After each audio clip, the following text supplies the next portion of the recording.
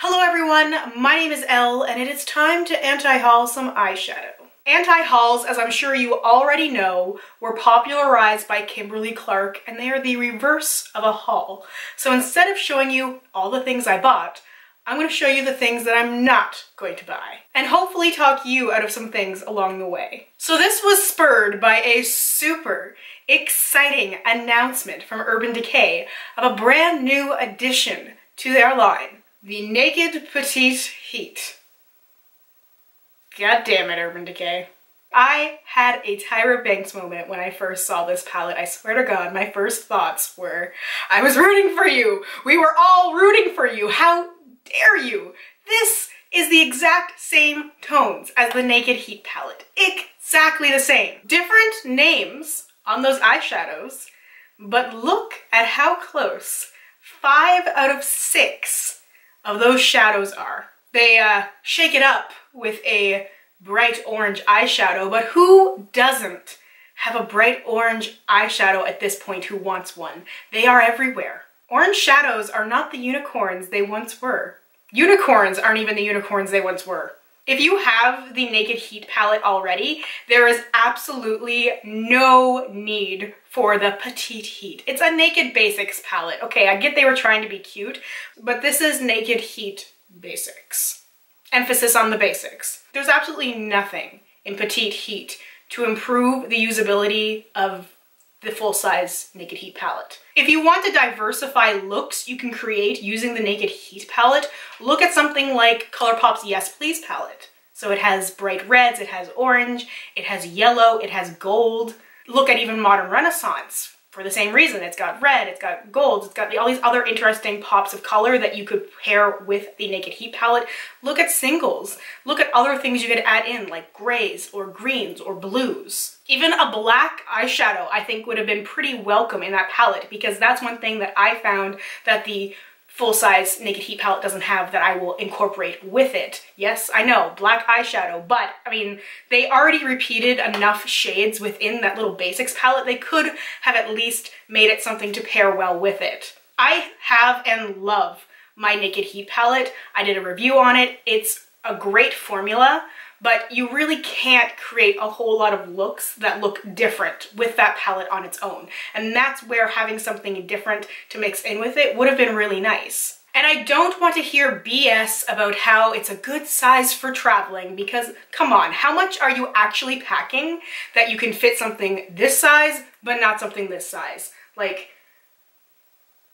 give me a break. And how many people are actually traveling that much to justify the purchase of a palette specifically to have for traveling? It just seems like such an excuse that people give in order to justify purchasing it. I mean, if you want to purchase it, go right ahead, but don't try and lie to yourself like you're going to be traveling the world and you need to have a tiny little orangey burgundy palette with you. I'll admit some of my disappointment comes because I created mock-ups of ideal Urban Decay palettes that I'd like to see. I will have that link down below in case you're interested in seeing it. I also did run for Anastasia, which leads me to Soft Glam.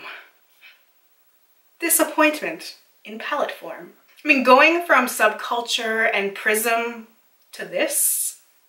Now, as others have pointed out, it really does fill a gap in their permanent palette collection. They didn't have anything that was truly soft. And this is also apparently for brides and bridal makeup, and it was also created by Norvina for her mother, Anastasia herself.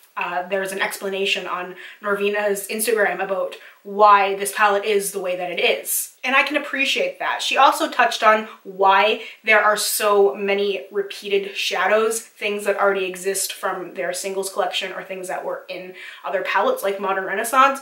And she explains that why would she change something or change the name of something just to have something slightly different? Okay, that's fair, but are there truly no tweaks that could have been made? No original shadows that could have been added? So this would have been a totally original palette. In the white circles are shadows that are in Modern Renaissance, and in the yellow circles, these are shadows that are available as singles, and some of them were actually in previous palettes as well. I mean, it's a really pretty palette. It's very pretty, but I know I can dupe this whole thing without even trying. I know there's been a little bit of a push that this could be a good palette for pro makeup artists. As Nervina said, intended for bridal makeup, and pro MUAs could just use it on their other clients as well. But just based on my personal experience using Anastasia shadows, they are so soft and I go through them so quickly.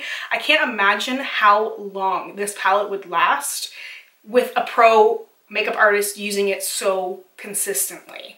And it's not just me who says that. I know a lot of people who have and are panning Anastasia palettes and shadows, and they go through them so quickly. So it just doesn't seem like a really good option necessarily for pro makeup artists, because they might have to go and replace all those shadows that they use up pretty fast. I just really wish this had come out before Modern Renaissance, before Subculture, because it really feels like taking some steps backwards, especially from a brand that's been so innovative like Anastasia has been. Now, speaking of innovative brands, Kat Von D. The Kat Von D Divine palette, oh my god, when I first saw that, I was just like, take my money, take it, give me this palette, I don't even care, just I want this. But then I started to look at the palette more critically. It's a blessing and it's a curse. There are two shades that I am drawn to, the bright blue and the shimmery green. And when you remove those two shadows, yeah, it doesn't need to be a rainbow palette to be representative of Divine. I feel like some people, they hear drag queen and they're like, all the color. But the palette does feel pretty lackluster when you look at it with a critical eye, when you look at each shade individually. It feels more like a palette created that Divine would have actually used instead of inspiration from Divine. You could definitely create Divine's iconic eye look with this palette, but how many people are actually going to purchase this palette with the intention of doing drag makeup? I mean, really, a matte blue eyeshadow, black eyeshadow, liquid liner, silver glitter, you can get that look. I mean, there are other Kat Von D palettes that have shadows in it that you could use, like the Mi Vida Loca Remix palette, the Metal Matte palette, even Pastel Goth. If you're a fan and a collector, it would be a really cool item to have, but it's not gonna revolutionize your makeup stash. Kylie Blue Honey. This is almost what I want from a palette, but once again, I started to look at it critically. Those blue-green shades, the mustard shade, please. But the rest of it, yeah. This is how they get you. And it's not until you start realizing it that you realize what a problem it is and how many brands actually do this. They don't have very unique palettes. They just throw in a couple of things to kind of pique your interest, and then you're stuck with a bunch of duds or things that you just don't need more of. And then it comes down to a numbers game. Once you've identified, okay, I already have dupes for 6 of these shades, these 3 I want, is it worth it? In most cases, it's not gonna be worth it. For me, I like to think about 90% of the palette being good. That usually tends to be a good number for me in terms of value.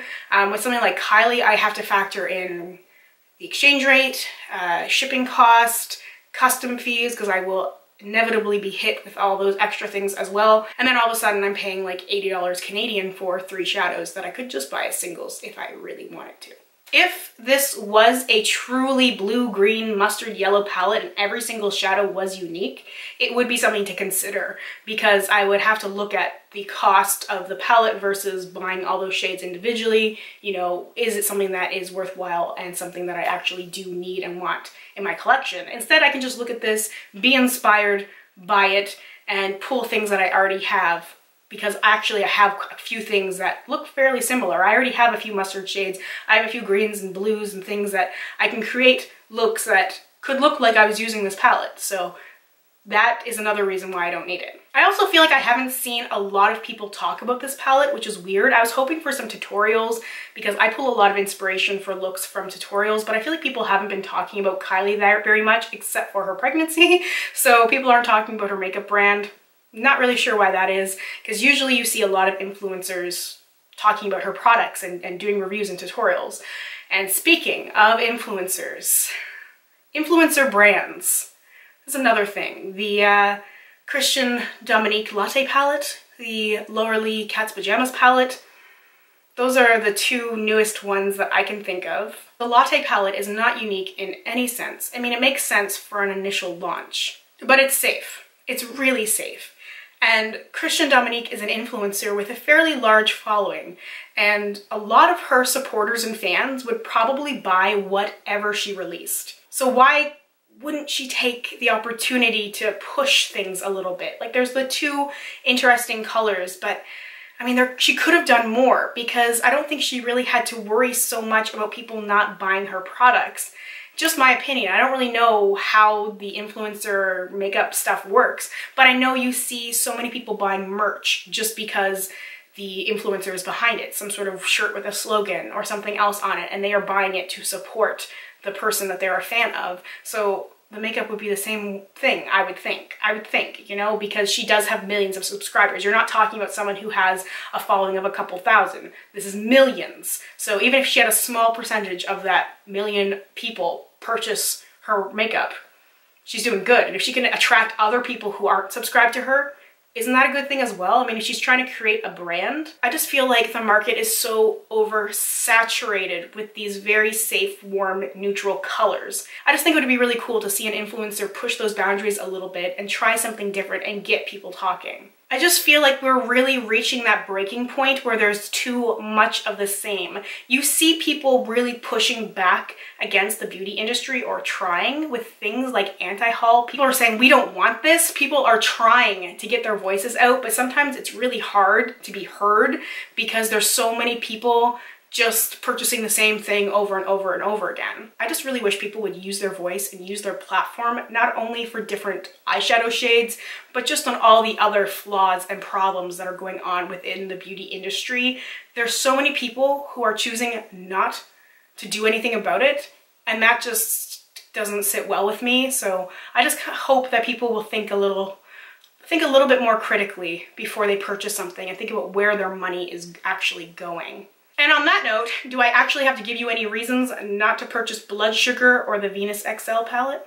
Anyway, that is everything for my eyeshadow anti-haul. Let me know what you thought of this and if you'd like to see similar videos. And if you have any ideas or suggestions, I'd love to hear it. Thank you for spending some time with me today. I really appreciate it, and I hope we get a chance to chat soon. Bye for now.